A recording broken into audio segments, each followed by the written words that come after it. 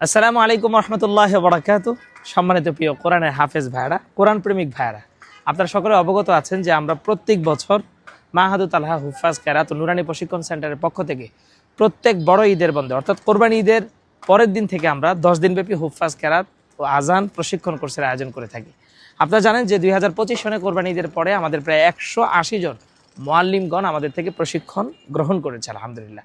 এবার 2026 সনের কোরবানি ঈদের পরের দিন থেকে আমাদের আবার শুরু হচ্ছে নতুন একটি প্রশিক্ষণ কোর্স।